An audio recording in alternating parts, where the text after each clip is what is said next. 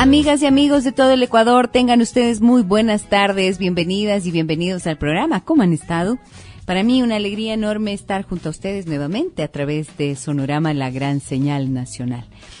Bienvenidas y bienvenidos a este programa que va a responder varias preguntas, consultas que han quedado pendientes acerca de las pensiones alimenticias. Recuerdan, la semana anterior, justo hace 8 días, conversamos con la doctora Sonia Merlín, abogada experta en temas de familia, y se nos quedaron allí algunas consultas. Además, llegaron otras al correo electrónico adancineva@sonorama.com.es y también a Facebook, Giselle Echeverría Castro. Entonces, por ahí hay una que dice, por ejemplo, ¿qué hay que hacer cuando un padre quiere tener con su hijo más tiempo del establecido en la sentencia del divorcio? Esa es una.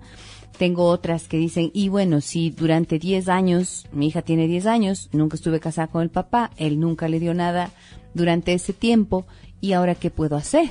¿Será que le puede reconocer los 10 años anteriores o nada que ver, ya perdió los derechos? Bueno, de ese tipo de consultas vamos a tratar en esta tarde. Bienvenidas y bienvenidos al programa.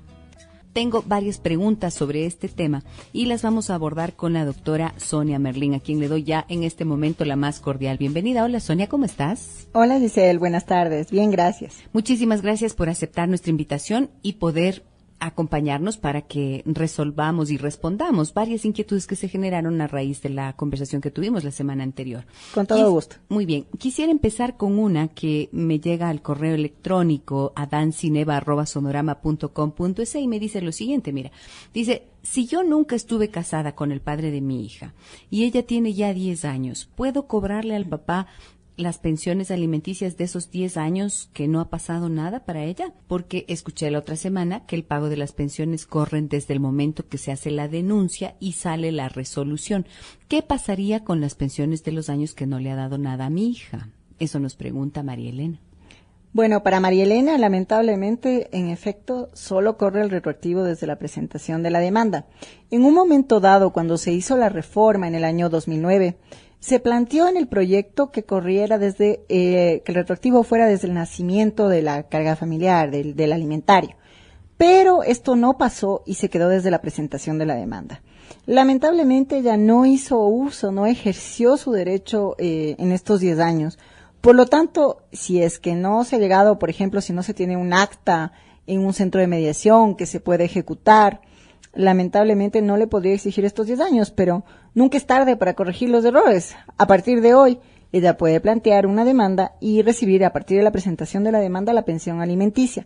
Creo que en esto hay un malentendido sentido de dignidad. Yo tengo un excelente empleo, no necesito de nadie. Como mujer yo puedo salir adelante, pero las cosas no son así, porque el hijo o hija es de ambos. Entonces, es importante saber que esto no nos resta dignidad, que el reclamar un derecho, que es de nuestro hijo realmente, no significa que nosotros estemos en calidad, y he escuchado muchas veces cuando vienen a mi consultorio, es que yo no quería pasar por pedigüeña, tenía un excelente trabajo y ahora ya no tengo. Y claro, lo que pasa es que el y ahora significa que durante todo ese tiempo una persona que tenía una responsabilidad no la cumplió. Claro, y esto, qué bueno que lo topas, Sonia, porque efectivamente este es el pensamiento en muchos de los casos, ¿no es cierto? No por dignidad, pero también he visto que, por ejemplo, se hace como una especie de transacción implícita en la que dice, yo no te pido nada, vos no me molestas por verle al hijo. Entonces se pierde el derecho y se pierde la relación también. Así es, y ahí es peor todavía, porque bueno,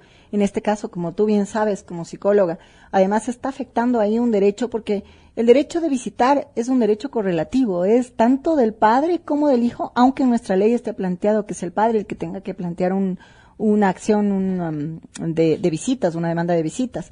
Pero ahí pierde también el hijo, porque es el hijo o hija que no va a ver al padre, y esto para que no le moleste, y encima de todo, no va a tener la cantidad de dinero que el padre tenía que depositar, y encima, claro, no le va a ver, y se está dejando de vincular, se está cortando la relación paterno-filial. Muchas veces porque, por ejemplo, obviamente hay la sustitución con la figura de un padrastro que al final nunca debe de darse, pero que se da y viene a reemplazar cosas por el estilo. Y entonces ¿Nunca aquí debe darse qué? Esto de la sustitución de la figura del padrastro. El padrastro me da todo, él me manda, yo me voy a Disney con él, le paga todo a mi hijo como que fuera hijo de él. Entonces, ¿para qué le voy a reclamar a él? Y además así no me molesta en mi nueva relación, el padrastro no ve al padre, con eso todos estamos tranquilos. Y las cosas no son así, se está afectando el derecho y el interés superior de ese hijo o hija, ¿no? Que tiene derecho a vincularse con el bueno o mal padre que haya tenido, ¿no? Que es su padre biológico, por supuesto. Y cuando ya tenga un criterio para decidir, bueno, decidirá si quiere o no verle, etcétera, pero ¿por qué manipular las cosas de esta manera para comodidad que luego se puede transformar en una incomodidad completa? Porque nada está dicho, se termina la relación con el padrastro y el niño se queda sin pan ni pedazo, como vulgarmente podríamos decir. Ahora, dentro de esto, por supuesto, hay un montón de circunstancias y hay un montón de matices que no los vamos a poder abordar en el programa, pero creo que es importante para las personas, especialmente con fines de prevención, ¿no es cierto? Para las mujeres que están en circunstancias como estas y para los hombres también que están atravesando una situación así, que tengan claridad en que cuando hay una ruptura o cuando, como en el caso de María Elena, que nos dice que este papá desapareció durante 10 años, tienen que saber que no importa si ha habido matrimonio o no, ¿no es cierto? El momento en que nació ese hijo significa que tiene derecho a que ese padre lo alimente. Y me gusta que ya no se llame la carga familiar, sino el alimentario. El alimentario, ¿no? Sí, porque eso de carga es carga como que suena pesado. Suena carga. Y suena carga mismo, y entonces no. Bien, me voy a la pausa comercial, amigas y amigos. Tengo varias preguntas. Si ustedes tienen más, pues ya saben que nuestro sistema de comunicación está a disposición de ustedes. 9098 desde cualquier teléfono celular.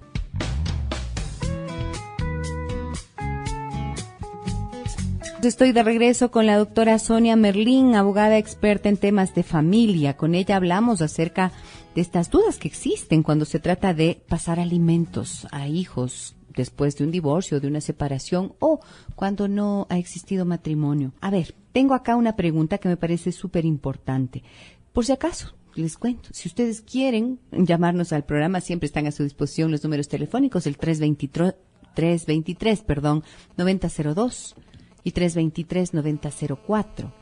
323-9002, bien lo digo, ¿no? Y 323-9004. Miren lo que me dicen. Esto llega a Facebook. Giselle Echeverría Castro. Dice, Giselle, escuché el programa la anterior semana y quisiera que me oriente en qué debo hacer. Le cuento mi historia. Soy una adolescente y estoy embarazada de mi novio, bueno, de mi exnovio, dice ella. Tengo 17 años. Cuando le dije que estaba embarazada, él me dijo que no era su hijo y me trató muy mal. Con todo esto, con todo, estoy llevando mi embarazo sola, pero el problema es mi situación económica. No puedo trabajar y el apoyo que me da mi mamá es poco porque no tiene un buen trabajo. Yo he intentado hablar con mi exnovio para decirle que me ayude económicamente porque a veces no tenemos para comer y sé que tengo que alimentarme bien porque estoy embarazada. Mi exnovio niega que el hijo que espero es suyo y no quiere ayudarme. Mi pregunta es, ¿lo puedo demandar para que me pase una pensión de alimentos si aún mi hijo no ha nacido? ¿Cómo se puede exigirle que pague una pensión de alimentos si él niega que es su hijo? Tengo 7 meses de embarazo y ninguna vez me ha ayudado con nada. ¿Puedo hacer que pague por todos los meses? Aunque él diga que no es el padre de mi hijo, yo sé que es de él porque no he estado con ninguna otra persona más. Él tiene 18 años. ¿Qué puedo hacer? Fíjate este caso. ¿Sabes qué me indigna? Esta cuestión que dice acá. ¿Cómo hago para que me ayude? ¿Cuál ayuda, pues? Si esto no es ayuda, esto es responsabilidad, es obligación. Tenemos una llamada al aire, pero vamos a esperar solo la respuesta de la doctora Merlín en este tema. Sí, bueno, en primer lugar... Jimena es la persona que nos escribe. Jimena, en primer lugar estamos ante el caso de todavía Jimena está en uno de los grupos de atención prioritaria que son los adolescentes, ¿no? Entonces, un embarazo de adolescente ya es un grupo de atención prioritaria. ¿Eso qué quiere decir? Eso significa que goza de algunas medidas que la Constitución le da, como para que su caso sea atendido de forma prioritaria cuando se presenta, etcétera, ¿no? Ya. Ella, bueno, en este caso en particular, ya centrándonos en el tema de alimentos, tenemos que existen los alimentos prenatales que están en el artículo 148 del Código Orgánico de la Niñez y Adolescencia. Ya. Estos son alimentos para la mujer embarazada y no para el niño. Eso es algo bien importante que se debe entender, ¿no? Entonces, por la protección que necesita, por la protección precisamente de una mujer embarazada, más aún siendo adolescente. Ajá.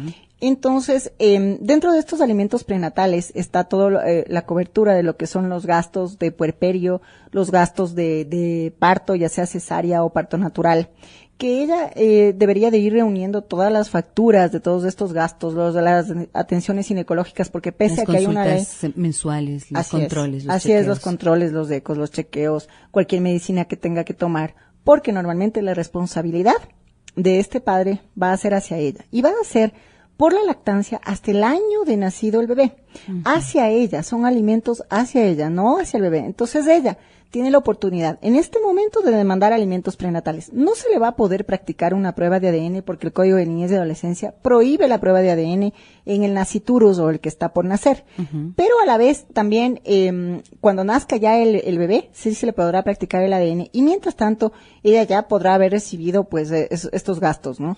Cabe resaltar y es importante esto que cuando nazca el bebé ella tiene la aptitud de plantear también una demanda para reclamar alimentos ya para su bebé con la partida de nacimiento y ahí pedir un reconocimiento a través del ADN. Ok, de acuerdo. Y la prueba del ADN es irrefutable. 99,9% y las resoluciones de la ex Corte Suprema, Corte Nacional y Jurisprudencia ya indican que contra esta prueba ya no cabe otra prueba, ¿no? Sobre la paternidad. De acuerdo. Tenemos llamada al aire. Adelante, por favor. Buenas tardes. ¿Quién nos habla? ¿Aló, aló? ¿Se cansó de esperarnos? Lo siento mucho. 323-9002. ¿Está ahí? Hola, hola, buenas tardes. Buenas tardes. Sí, ¿quién nos habla, por favor? Sí, mi nombre es Ivette. Ivette, ¿de dónde nos llama? De Quito. Muchísimas gracias por su llamada. Cuéntenos, ¿qué quería compartir? Mire, yo tengo una consulta. Bueno, yo vivo separada ya 4 años. Ya. No he hecho trámites de liquidación de bienes y obviamente de separación. Tenemos 2 bienes, es una casa y un terreno. Entonces, en esa casa prácticamente no está viviendo nadie y yo quiero ir a vivir en esa casa. Mi pregunta es, ¿qué me puede pasar si yo sin notificar voy y prácticamente me posiciono de la casa y voy a vivir con mi nena? Tengo una nena de 7 años. Entonces, ¿puede hacer algo mi expareja? Bien, vamos porque usted ha llamado, vamos a darle respuesta. Gracias, Ivette, por su pregunta, aunque nos saca completamente del tema de hoy, ¿no es cierto? Pensiones alimenticias, pero muchas gracias por su participación. Sonia, haciendo excepción. Claro, realmente usted puede ir a habitar esa casa si esa casa es de la sociedad conyugal y puede hacer uso de lo que se denomina derecho de habitación porque su hija es menor de edad, pero tiene que reclamarlo específicamente ante un juez del derecho de habitación en un proceso ya sea de liquidación de bienes o independiente. Lo que se podría también es reclamar que le deje el usufructo de la casa como pensión alimenticia para volver al tema, es decir, que esa casa normalmente si estuviera arrendada produciría un canon arrendaticio, qué sé yo, de $100-200 y obviamente del canon arrendaticio la mitad es suyo, pero la mitad es de él. Entonces él podría decir que este usufructo lo deja como pensión alimenticia porque el código sí contempla esta posibilidad si usted estuviera de acuerdo. Ah, ok, perfecto. Qué bueno, ¿no? Porque esto me parece a mí importantísimo, el hecho de que busquen la forma de legalizar las cosas, ¿no es cierto? 4 años sin haber hecho nada en términos de la separación y resulta que después se arman los grandes problemas. ¿Es así o no, Sonia? Así es. Hay que demandar, hay que seguir los procedimientos legales. Así es, hay que hacerlo y lo más pronto es lo mejor en lo legal. Eso siempre hay que tener presente, ¿no? Obviamente en los temas de familia siempre se aconseja un tiempo de terapia, pero 4 años es como que ya un poquito excesivo para no detener determinadas las cosas. Bien, ahora te pregunto algo más. Quiero volver un poquito sobre la cuestión del ADN, porque acá tengo una pregunta en el 9098 que me dice lo siguiente. Dice, yo tengo una nena a la que le reconocí, pero al pasar el tiempo la mamá me dijo que no era mi hija. ¿Qué puedo hacer si ella me demanda? ¿Qué pasa en estos casos? Claro, hemos tenido en mi consulta privada algunos casos de estos. La verdad, mientras usted conste dentro de la partida de nacimiento como padre, usted es el que tiene que alimentar, es el alimentante.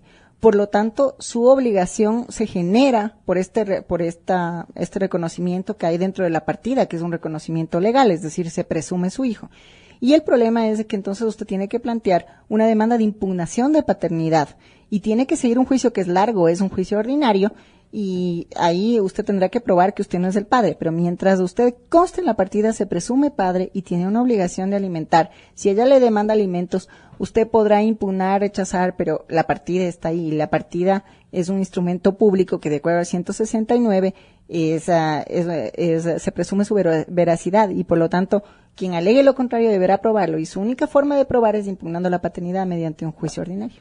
Ok, ahora, impugna la paternidad y le van a pedir una prueba, que es la del ADN. Ahí volvemos de nuevo al ADN. ¿Qué pasa si en ese ADN le dicen efectivamente usted no es el papá. ¿Qué pasa con todas las pensiones que ha pagado antes? Las pensiones no se devuelven en base del principio del interés superior del niño, niña o adolescente que es un inocente dentro de esta situación, porque no fue el niño. ¿Tiene que mintió la mamá o se confundió? La madre se confundió, no estaba segura de quién era el padre. El niño es inocente dentro de esto y en base al principio del interés superior del niño se presume entonces que obviamente el niño no tenía en este asunto ninguna responsabilidad y lo pagado no se devuelve, pero lo a futuro desde la sentencia que se ejecutaría y la sentencia, ¿no? Que se ejecutaría y la sentencia, ¿no?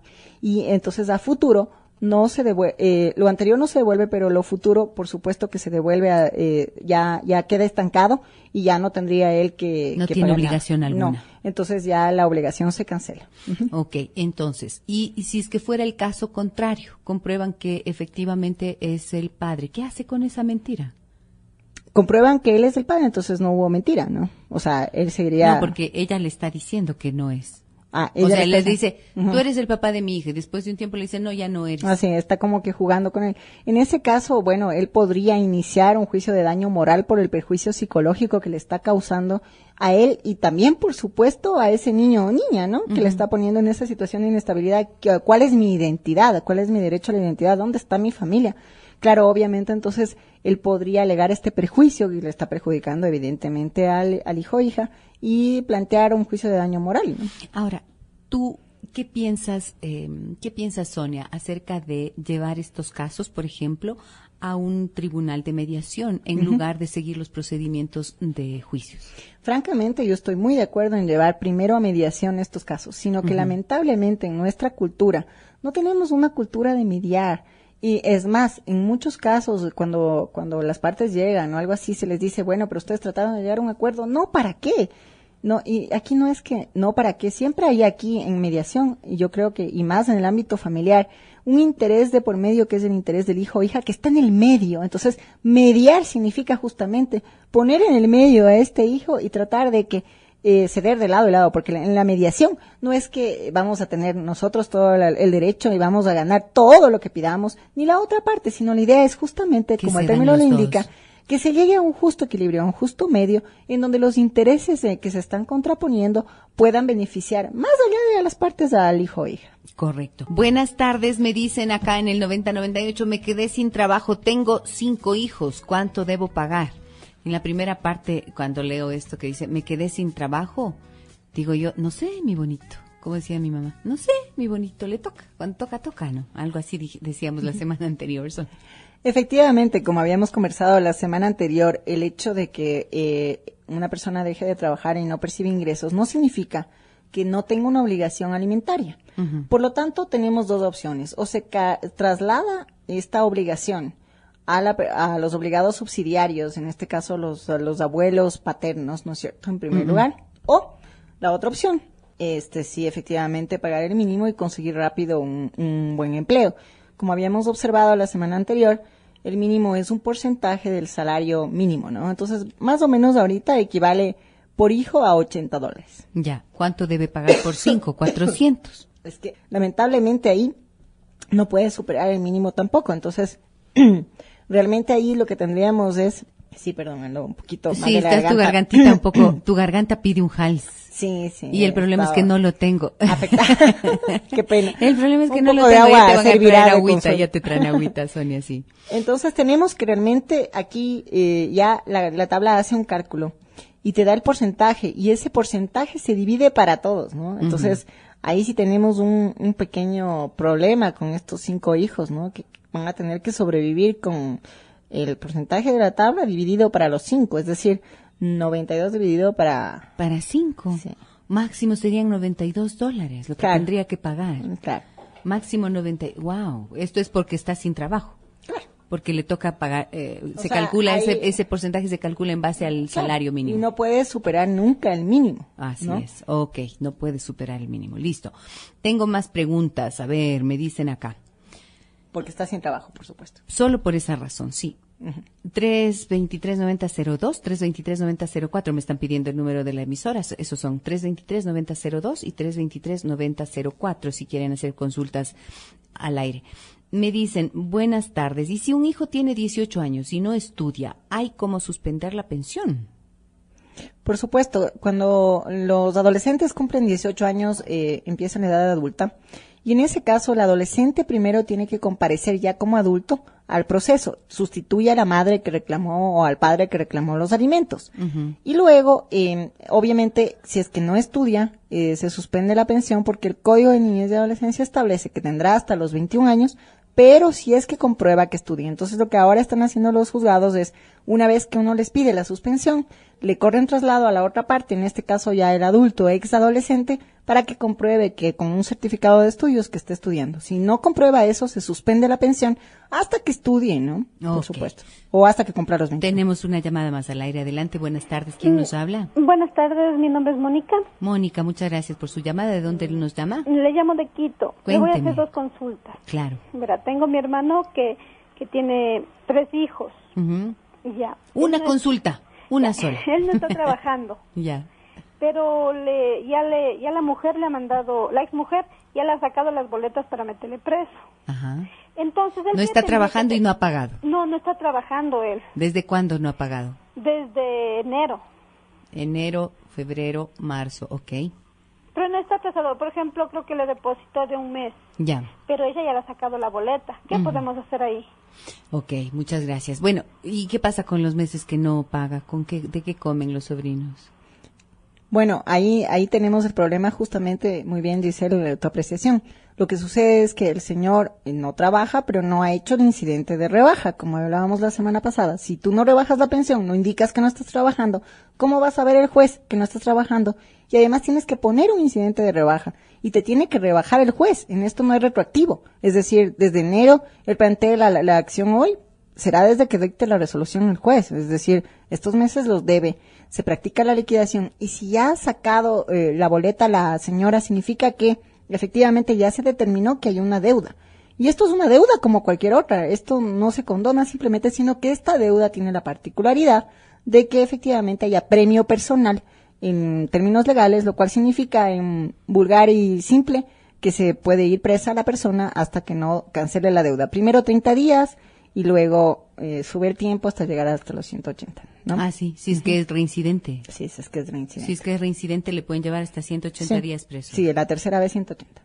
Y no se condona la deuda, ¿no? La deuda persiste, sino que ya, como no cancela, obviamente se afecta su derecho a la libertad. Entonces, hicieron como unos lapsos de tiempo de acuerdo a esto y va en incremento hasta la tercera reincidencia, ¿no? Yo conozco un caso en el que le debe 10 meses de pensión. Pero entonces le paga un mes y sigue. Le paga, ya se cumple el otro mes y le paga. Entonces siempre mantiene la deuda de 10 meses. Pequeñas argucias para que se practique una nueva liquidación. Lo que esa persona está haciendo es una argucia legal. Y obviamente el Código Orgánico de la Función Judicial sanciona el litigio de mala fe. El 27 del Código Orgánico te dice que tienes que litigar de buena fe y esto no es un litigio de buena fe y además está afectando al principio de celeridad procesal que está en el 20 del Código Orgánico. Entonces lo que tiene que hacer esa persona es hablar con su abogado para poner un escrito y en ese escrito indicar que la persona está haciendo esta práctica y que es una mala práctica en el litigio, que se le llame y se observe la atención al abogado y que ya por fin con la nueva liquidación se le ordene que pague en el plazo de 72 horas, 48, lo que determine el juez. Todo lo que está debiendo, los 10 meses que están por pendientes. Supuesto. Lo que pasa es que él paga e impugna, entonces eso va y se practica una nueva liquidación. ¿Qué significa que impugna? Impugna dice que la liquidación no está correcta porque él tiene pagados en lugar de, o sea, no está debiendo 10 sino 9. Entonces, baja liquidaciones hasta que suba de liquidaciones, ella debe de nuevo 10 y entonces ya no son los 9, entonces vuelve a bajar para liquidaciones porque ella dice ya no debe 9 sino 10, entonces hay que cortar esa mala práctica, indicándole al juez de esto y solicitando además que convoque a una audiencia para que se determine el valor final y se le dé un plazo para pagar perentorio. Bien, me dicen, buenas tardes, por favor, ¿qué puedo hacer? Un padre estuvo en Estados Unidos pagando alimentos allá. No, pagando alimentos. Allá hay sentencia, pero se vino aquí para no pagar. ¿Puedo cobrarle acá? ¿Dónde está el alimentario? ¿Está viviendo aquí en Quito o en Estados Unidos? Ese es Un padre estuvo en Estados Unidos pagando alimentos. Allá hay sentencia. Es que no sé si es que es pagando alimentos allá Esa pregunta está bastante hay sentencia, precisa. pero se vino para no pagar, puedo cobrarle acá, está complicada, ¿no? Porque Claro. no sé, debería ir una coma antes o después de la ya y cambia todo el sentido. O sea, efectivamente respondiendo, si el alimentario, es decir, el hijo o hija, está aquí en el Ecuador, podría cobrar aquí, porque determina esto, la competencia de los jueces la determina el domicilio del alimentario. Ujú. Mi ex esposa, me dicen, se fue de ilegal al exterior, me divorcié, solicité la tenencia de mi hija de 6 años y me negaron. ¿Cuánto tiempo debo esperar para solicitar la tenencia otra vez? Realmente de 4 a 6 meses sería el tiempo establecido y solicitar mientras tanto que la oficina técnica emita un informe de seguimiento y se establezca que tiene la tenencia de hecho. Es irracional que teniendo con la tenencia de hecho, valga la redundancia, él no tenga la tenencia de derecho. Ajá, o sea, Sorprende esta resolución. La tiene en la vida real, Claro. en la cotidianidad y asume toda la responsabilidad, Pero pero, en papeles no la en los tiene. papeles no lo tiene. Claro. Absurdo, ¿no? Es un absurdo y ahí yo creo que debió de estar un poco mal llevado, que debieron de practicar un informe de la oficina técnica, escuchar en audiencia reservada a la niña. Ujú, ok. Entonces, tiene que acudir nuevamente. Sí, puede acudir nuevamente. Poner inclusive, juicio. Necesita seguir juicio. Se llama para esto? incidente, sí. Incidente. Ujú, un Bueno. incidente de tenencia ¿En nuevamente. dónde tiene que presentar? Ante el mismo juez que presentó el principal de tenencia y le negaron, ahí mismo puede solicitar nuevamente, poner un nuevo incidente y decir que nuevamente se verifique esto. De 4 a 6 meses. No hay cosa juzgada realmente nunca en materia de niñez, salvo en lo que es adopción. ¿Qué quiere decir no hay cosa juzgada? Que Sonia? tú siempre puedes plantear un incidente para Ajá. modificar la resolución, ya sea, por ejemplo, para incrementar la pensión, para rebajar la pensión, Ajá. o para incrementar las visitas, rebajar las visitas, trasladar el ejercicio de la tenencia a la madre o al padre. De acuerdo, muy bien. Me voy a pausa comercial, regreso ya para el cierre de esta conversación con la doctora Sonia Merlín. Vuelvo enseguida. 3 de la tarde con 53 minutos. Estamos de regreso con la doctora Sonia Merlín, abogada experta en temas de familia. Con ella hablamos de estas enorme cantidad de inquietudes, de dudas que surgen, ¿verdad, Sonia? Cuando se trata de pago de pensiones, de alimentos, derechos de los alimentarios, así se dice, ¿no? Y alimentante se le dice al que tiene que cumplir con eso. Me dicen, desde la demanda, en el 90-98, desde la demanda hasta la audiencia, ¿cuánto tiempo mínimo pasa? O sea, tú pones una demanda y... La verdad, no hay un tiempo mínimo ni un tiempo máximo, ¿no? Entonces, esto se ha prestado en algunas circunstancias a que, por ejemplo, la parte pida boleta de citación única con policía y se demora en forma expresa, ¿no? Para poder acumular un retroactivo gigante contra el alimentante. O en otros casos, obviamente la demora proviene ya de la función judicial. Pero un promedio real de esto ahora no se está demorando mucho, unas 3 semanas. Se ha mejorado, ¿no? Sí, de 3 semanas a 2 meses. Porque una mamá me tener. decía el otro día en la consulta, pero es que ¿cómo voy a hacer eso si la última vez que le seguí el juicio para que me subiera la pensión se demoraron 3 años? Claro, esto ha mejorado notablemente. Sí, ¿no? ¿verdad? Claro, Sonia? claro, ha mejorado notablemente, pese a que últimamente, hace 15 días, la unidad técnica tercera especializada fue declarada en emergencia, porque tenían muchas cosas sin despachar. En materia de alimentos le dan prioridad y generalmente tratan de despachar las audiencias apenas esté citado. Entonces ya depende de la parte. Si tú citas al demandado en forma oportuna, diligente, tú puedes tener una audiencia diligentemente O sea, en 3 semanas a un mes, ¿no? Cuando dices depende de la parte, quiere decir de quien está De demandando. quien está demandando, de Ya. la parte accionante, de quien planteó la demanda de alimentos, Ya, más que ok. nada, porque si tú no citas, obviamente, y la citación por boleta única, tú lo que tienes que hacer, te describo, es, le buscas a un policía, le das los papeles y le pides que te ayude a darle los papeles al demandado. Entonces, eso puede ser en el trabajo, en donde lo encuentres. Ah, sí, nomás. Es muy eficiente esta forma de citar por boleta única con el auxilio de la Policía Nacional. Ah, ok, ahí tiene un camino entonces. Mira lo que me dicen acá. Buenas tardes, dice, por favor, su guía. En el divorcio se acordó una pensión de $500 mensuales para el niño, pero el padre se cambió de trabajo y ahora gana el básico más comisiones. Él no quiere buscar un trabajo con un salario fijo mayor. ¿Qué puedo hacer? Desde hace 6 meses solo entrega $100, que apenas alcanzan para la guardería. Si es que en el divorcio sigue fijado los $500, él no podría estar pasando simplemente $100. Significa que tiene una deuda. Me imagino que él habrá hecho un incidente de rebaja, porque si él no hizo un incidente de rebaja, significa que él está debiendo los $400, Por más la cada indexación automática inflacionaria y más los intereses de mora en lo que no ha pagado, ¿no? Uh-huh. O sea, no es que No se es quedó que- así nomás, a menos que haya ido al juez y haya dicho, hágame una rebaja de la pensión. Así es, si es que hizo el incidente de rebaja, ahí sí. Y ahí tenemos un problema y es que la tabla indica, como te decía la semana pasada, que el cálculo del porcentaje que se adeudará por pensión alimenticia es en base a los ingresos fijos mensuales. Pero también hay la consideración, y sobre todo la Corte Provincial, que en esto es última instancia, considera mucho la situación de condición de vida del alimentante.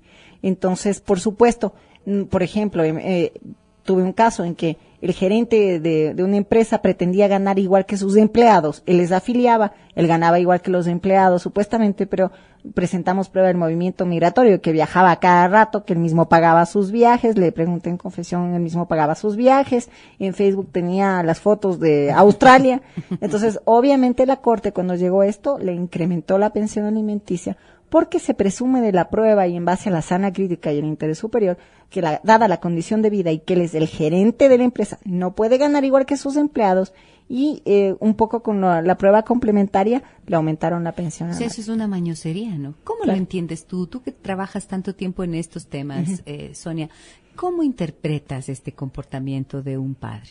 Sí, bueno, de un padre o de una madre en el caso de que una le madre, tocaría sí, alimentar, pero sí. efectivamente como la mayor cantidad de alimentantes son padres, yo lo que veo es que muchas veces el padre malinterpreta la pensión alimenticia como que estuviera dando ese dinero a la madre y no a los hijos. Entonces viene, obviamente, en estos asuntos la parte sentimental afectada. Un hombre, por ejemplo, que lamentablemente la mujer le traicionó, ella ocasionó el divorcio. Eso es una cosa, la pensión alimenticia no es para ella, es para los hijos, pero dice, encima de que ella puso fin a mi matrimonio, deshizo mi vida, me traumatizó durante años, ahora está reclamando una pensión alimenticia gigante. Yo prefiero quedarme, muchos dicen esto, ¿no? Yo prefiero quedarme sin empleo, pero yo a ella nunca le voy a pagar lo que ella está pretendiendo, cuando no es realmente a la madre o al padre, sino el hijo el que se va a beneficiar. Por supuesto que hay el otro lado, ¿no? Somos humanos y yo creo que en esto se presta muchísimo a la manipulación de lado y lado. Hay el otro lado que ya conversábamos la semana pasada, Sí. en que claro, por otra parte sí se ven pensiones alimenticias que, como es lógico, no solo contribuyen al padre, sino al alimentario, sino también a todo el resto de la familia. Y tengo, por ejemplo, un caso en que hay un padre que está pagando la hipoteca de la casa, que son $800. Por la tabla le correspondería $900. Está demandado, vamos a pasar a audiencia. Pero supongamos, la hipoteca de la casa no le van a considerar. Entonces el pobre está pagando ahorita prácticamente todo su sueldo porque él gana 2.400. Ujú. En términos de recomendación general para las personas que nos escuchan, cuando van a enfrentarse a una situación como estas, ¿qué es lo que deberían tener en cuenta? Bueno, ahí te voy a responder como dice el Cacho, ¿no? Abogada de quién soy para responderte. ¿Quieres No. que sea abogada del alimentario No o del- abogada del alimentante? No del diablo, por favor, no, del diablo. Este, No, en términos de derechos quisiera que me respondas. en forma general, una recomendación sí. general. Yo creo que el ser padre o madre es una responsabilidad que implica muchas cosas, no solo lo económico, sino lo afectivo. Y, por ejemplo, creo que muchas madres renunciarían a sus pretensiones a veces que suenan demasiado altas en la pensión alimenticia, si vieran que los padres se preocupan de sus hijos, que les descargan un poco de, por ejemplo, la obligación de llevarles, traerles a los cursos, estar pendientes siempre en el colegio y todo. Yo he conversado con madres y dicen lo que más me indigna es que yo tengo mi hijo y no le regresa ni a ver desde que se casó de nuevo, por ejemplo. Entonces yo creo que la recomendación sería ser padre o madre responsable. No depende de la condición económica, no depende de la pensión alimenticia, sino que depende de muchas otras cosas más. Es un conjunto de obligaciones. Y entonces, a propósito de esto que dices, me viene lo que mencionaste antes, que es tener claridad en la vida de qué es la prioridad, pues, ¿no es cierto? Y de que la prioridad y el valor superior, el interés superior es proteger al niño, a la niña, al adolescente en sus derechos. Creo que esto es lo que tenemos que tener claridad, ¿no es cierto, Sonia?, para guiarnos como corresponde y movernos en estas circunstancias acorde con la ley y también con la responsabilidad ética que significa. Así es, tener en claro que el interés del hijo o hija no en vano es grupo de atención prioritaria. El interés del hijo o hija está por encima de intereses individuales y obviamente esto no significa tampoco que vayamos a irnos presos o a morirnos del hambre del otro lado, sino simplemente llegar a un punto en que ese interés sea garantizado con responsabilidad. Sonia, muchísimas gracias por tu tiempo, por acompañarnos en el programa y por todos los conceptos y los criterios que has compartido con la audiencia. Te agradezco mucho por venir. Gracias a ti, Giselle, por la invitación. Y esperamos tenerte prontamente por acá de nuevo. Mil gracias a la doctora Sonia Merlín. Amigas y amigos, me voy ya. Mañana a las 15:05 los espero nuevamente en Adán Cineva. Un abrazo grande a todas y todos. Soy Giselle Echeverría. Hasta mañana.